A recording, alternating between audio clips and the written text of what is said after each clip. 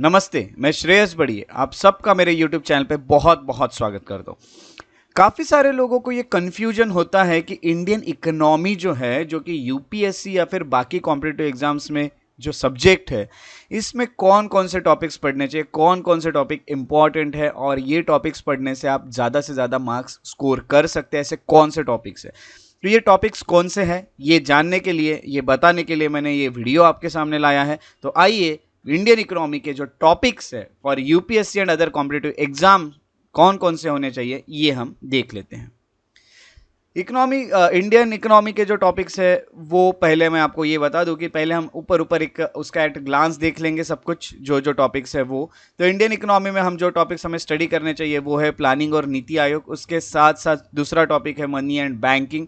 ये पूरे टॉपिक्स और डिटेल में हमें देखने हैं, तो आगे मैं आपको वो भी बताने वाला हूँ। मनी और बैंकिंग पढ़ना जरूरी है, पब्लिक फाइनेंस यहाँ जरूरी है, इंडियन इकोनॉमी उसका मीनिंग फीचर और बेसिक्स जरूरी है, नेशनल इनकम ये बहुत जरूरी टॉपिक है, ह्यूमन डेवलपमेंट जरूरी है, पॉवर्टी हो गया, अनएम्प्लॉयमेंट हो गया, इकोनॉमिक रिफॉर्म जिनको एलपीजी कहा जाता है, लिबरलाइजेशन, प्राइवेटाइजेशन एंड ग्लोबलाइजेशन, ये पढ़ना जरूरी है, agriculture, industry, inflation, capital market और मनी मार्केट, इतने हमें टॉपिक्स यहाँ पे पढ़ने चाहिए। और ये टॉपिक्स अगर हम पढ़ेंगे तो हम मैक्सिमम स्कोर करेंगे इंडियन इकोनॉमी में।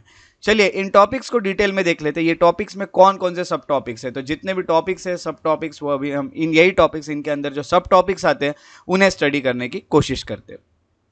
प्लानिंग की अगर हम बात करें, जो हमने फर्स्ट टॉपिक देखा था उसमें हमें planning in India, Visvesvaraya plan, उसके साथ साथ FICCI प्लान कहा जाता है। Different types of plans are there, जैसे Visvesvaraya, FICCI, Congress plan, Bombay plan, Gandhian plan, people's plan, उसके बाद सर्वोदय प्लान, प्लानिंग कमीशन उसके बाद बनता है। प्लानिंग कमीशन बनने के बाद 5 ईयर प्लान्स बनने लगे। तो जितने भी 5 ईयर प्लान्स बने उन सबको स्टडी आपको करना है, बहुत ज़्यादा डिटेल में नहीं बट शॉर्ट शॉर्ट में स्टडी करना है। मेजर चैलेंजेस क्या है इकोनॉमी को, वो प्लानिंग करके क्या अचीव किया है हमने, अचीवमेंट्स क्या है प्लानिंग के, वो function and mandate of NITI Aayog, फिर धीरे धीरे प्लानिंग कमीशन को रिप्लेस कर गया नीति आयोग। तो नीति आयोग में क्या फंक्शन है और उसके क्या मैंडेट है ये स्टडी करना है। स्ट्रक्चर ऑफ नीति आयोग क्या होता है, चैलेंजेस क्या है ना, इश्यूज क्या है रिलेटेड टू नीति आयोग, और गाइडिंग प्रिंसिपल्स क्या है जिस बेसिस पे नीति आयोग काम करता है। तो प्लानिंग ये जो टॉपिक है इसमें हमें इतने टॉपिक स्टडी करना जरूरी होता है। नेक्स्ट जो हम पढ़ने वाले हैं वो है जो हमें पढ़ना है वो है money and banking. Money and banking में हम पढ़ते हैं फाइनेंशियल सिस्टम्स, उसके साथ साथ फाइनेंशियल सिस्टम का क्लासिफिकेशन, इंडियन फाइनेंशियल सिस्टम और मनी मार्केट। मनी मार्केट जो हम देखते हैं जैसे कि concept of money supply, currency in circulation क्या होता है, velocity of circulation of money, उसके अलावा quantity of money, money multiplier, stock of money, इतने हमें टॉपिक्स यहाँ पे देखने होते हैं। रिजर्व मनी क्या होता है, narrow money, near money, hard money, soft money, Fiat money, hot money, इतने टाइप ऑफ जो मनी है इनको भी स्टडी करना हमें होता है। मनी मार्केट में रिलेटेड इतनी चीज़ें और बाद में यहाँ पे टाइप ऑफ मनी से हमें यहाँ पे देखने मिलते हैं वो।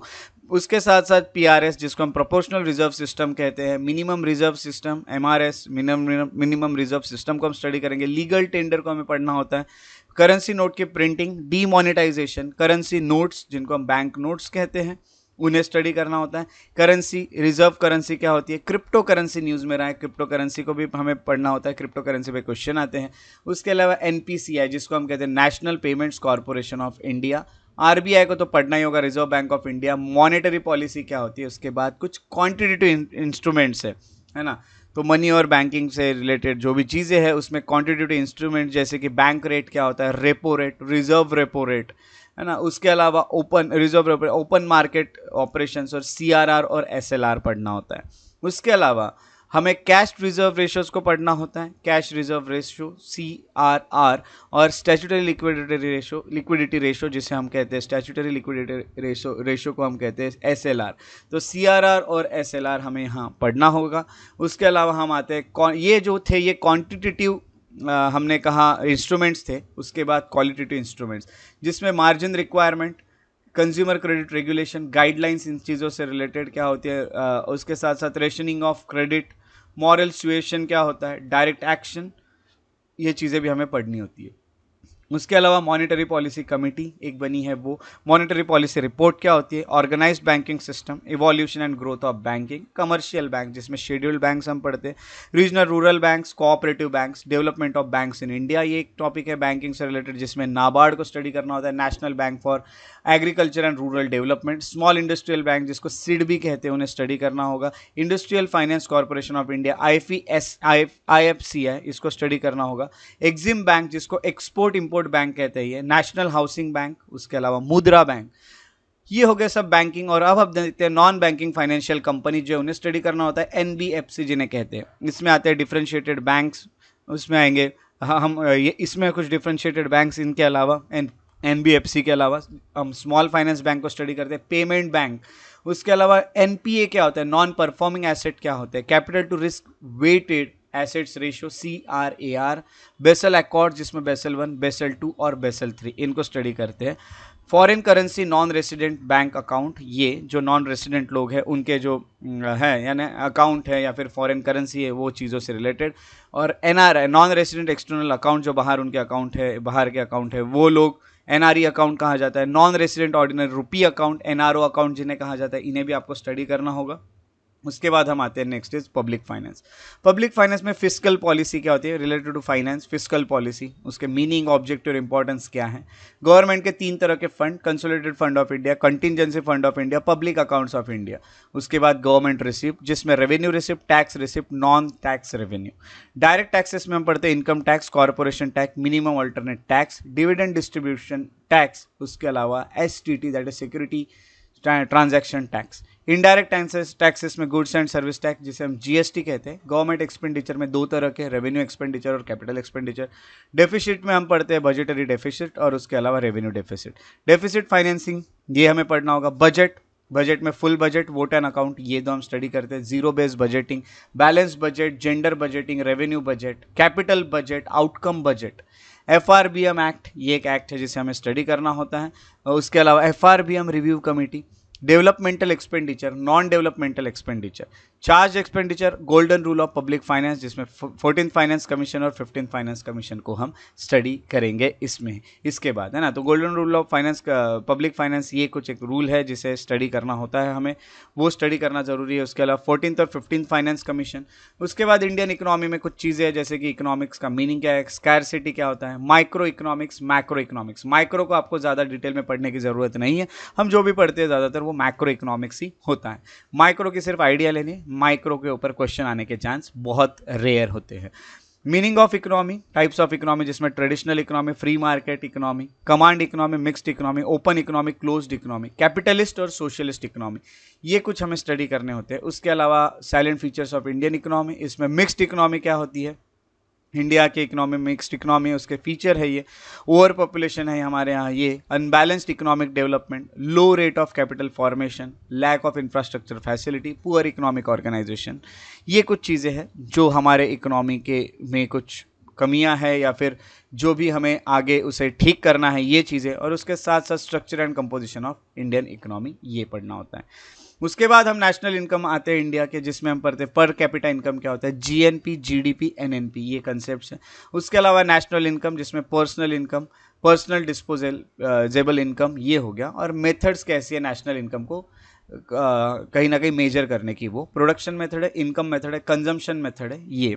उसके अलावा estimates of national income in India, indicators of economic development, कौन सी चीज़ों से पता चलेगा कि इकोनॉमिक डेवलपमेंट हुआ है, उसके इंडिकेटर्स क्या है, ये हमें स्टडी करना होता है। उसके बाद ह्यूमन डेवलपमेंट, जिसमें हम ह्यूमन डेवलपमेंट होता क्या है, डेफिनेशन क्या है उसकी, कंसेप्ट क्या होता है, उसमें 4 पिलर्स जो होते हैं वो, अप्रोचेस टू ह्यूमन डेवलपमेंट में ह्यूमन डेवलपमेंट इंडेक्स, HDI जिसे कहते हैं, positive aspects human development report के। इंडिया का जो रैंक है वो HDI में बहुत अच्छे से इंप्रूव क्यों नहीं हो रहा है, इसके पीछे के रीजन, इनइक्वालिटी एडजस्टेड HDI है ना, जिसको IHDI कहा जाता है, gender related development index that is GDI, उसके अलावा multi dimensional poverty index MPI और जेंडर इक्वालिटी इंडेक्स, इन्हें हमें ह्यूमन डेवलपमेंट में स्टडी करना होता है। नेक्स्ट हम जब पॉवर्टी पे आते हैं तो हमें कंसेप्ट ऑफ पॉवर्टी, जिसमें टाइप्स ऑफ पॉवर्टी पढ़ना होता है, how to measure poverty, dimensions of poverty, poverty line क्या होती है ना, how poverty estimated in India, India में किस तरह से पॉवर्टी को, है ना, तो ये क्या होता है, कैसी होती है, ये पूरे हमें यहाँ पे स्टडी करना होता है। वर्ल्ड बैंक किस तरह से पॉवर्टी को कैलकुलेट करता है, और पॉवर्टी और डेवलपमेंट में क्या लिंकेज है इन दोनों के बीच में। ये इंडिया में पॉवर्टी के पीछे के कॉजेस क्या हैं, पॉवर्टी एलिवेशन जो है उसके प्रोग्राम्स क्या हैं, पॉवर्टी एलिवेशन प्रोग्राम जो है वो इंडिया में फेल क्यों हो गए हैं ये, और क्या करना चाहिए जिससे पॉवर्टी एलिवेशन प्रोग्राम जो है ये और इंप्रूव हो सके। इनइक्वालिटी क्या होता है, लॉरेंस कर्व को हमें स्टडी करना होता है, गिनी कोएफिशिएंट इन्हें हमें स्टडी करना होता है। ये है पॉवर्टी के कुछ टॉपिक्स जिन्हें हम पढ़ते हैं या हमें पढ़ना होता है। Next is unemployment. अनएम्प्लॉयमेंट में हमें जो पढ़ना है वो है मेजर कैसे किया जाता है अनएम्प्लॉयमेंट इन इंडिया, अनएम्प्लॉयमेंट के टाइप्स कौन से, regional employment unemployment, technical unemployment, cyclical unemployment, chronic unemployment, under employment, Phillips curve, Lorenz curve, Gini coefficient, Kuznets curve, उसके बाद sources of data on unemployment, labour force, है ना, measurement of labour force को measure कैसे जाए, measure labour force participation rate क्या होता है, उसके बाद इकोनॉमिक रिफॉर्म जिसमें एलपीजी जिसको कहा जाता है लिबरलाइजेशन, प्राइवेटाइजेशन, ग्लोबलाइजेशन, उसका बैकग्राउंड, है ना, 1985 से 90 के बीच में क्या प्रॉब्लम्स चले और रिफॉर्म्स क्या लाए गए, 1991 के इकोनॉमिक क्राइसिस उसका बैकग्राउंड, है ना, रिफॉर्म क्या लाया गया वो, और नए जो मेजर्स थे वो न्यू इंडस्ट्रियल पॉलिसी 1991 की, रिफॉर्म्स का इम्पैक्ट क्या हुआ, लिमिटेशन क्या थे, broad indicators, sectoral share in GDP, उसके अलावा employment patterns in sectors, impact of reform on poverty और effects of liberalisation and globalisation. ये कुछ टॉपिक्स है जो हम इकोनॉमिक रिफॉर्म्स जिसमें एलपीजी हम कहते हैं उसमें स्टडी करना होता है। Next is agriculture. एग्रीकल्चर हमें स्टडी करना है, उसमें देखना होता है कि 5 ईयर प्लान में एग्रीकल्चर कैसे डेवलप किया, एग्रीकल्चर और ग्रीन रिवॉल्यूशन इन दोनों को देखना होता है। उसके अलावा लैंड रिफॉर्म्स क्या लाए गए एग्रीरियन सेक्टर्स में, जैसे कि 51 से 68 के बीच में क्या लाया गया जिसको ग्रीन रिवॉल्यूशन के पहले का फेज कहा जाता है। उसके बाद ग्रीन रिवॉल्यूशन का स्टार्टिंग का फेज 68 से 81 का माना जाता है, और ग्रीन रिवॉल्यूशन खत्म हो जाने के बाद 81 से 92 तक का टाइम किस तरह से चला, ये 3 फेजेस को स्टडी करना था। Land tenure system, major land reforms taken after independence, ये लैंड रिफॉर्म्स कौन से लिए गए इंडिपेंडेंस के बाद, बेसिक टर्म्स लैंड यूज को लेके, cropping seasons, agricultural inputs, public PDS public distribution system, उसके अलावा WTO and agriculture subsidies, NABARD national bank for agriculture and rural development. Infrastructure factors जो एग्रीकल्चर से रिलेटेड हैं वो क्रॉपिंग पैटर्न को पढ़ना होता है, terms related to land utilisation, MSP minimum support price, उसके अलावा commission for agricultural cost and prices CACP, e NAM करके जो है वो APMC, operation flood, Kisan credit card scheme, operation green, zero budget natural farming, operational holding, contract farming, high yielding varieties HYV जिन्हें कहा जाता है। उसके बाद इंडस्ट्री को हम स्टडी करते हैं और इंडस्ट्री में आते हैं। इंडस्ट्रियल डेवलपमेंट 47 से 90 तक कैसा हुआ, इंडस्ट्रियल पॉलिसी रिजोल्यूशन 1948 का, उसके बाद इंडस्ट्रियल पॉलिसी रिजोल्यूशन 1956 का जिसे IPR 1956 भी कहा जाता है, इंडस्ट्रियल पॉलिसी स्टेटमेंट 1977 का, इंडस्ट्रियल पॉलिसी 1980 की, न्यू इंडस्ट्रियल पॉलिसी 1991 की। रोल ऑफ पब्लिक सेक्टर का रोल क्या है, इंडस्ट्रियल लाइसेंसिंग, उसके साथ साथ कंट्रोल रिजाइम एंड कॉन्सिक्वेंसेस, ये location, dispersal of industrial and regional balance, ये चीज़ें हमें पढ़ना होता है।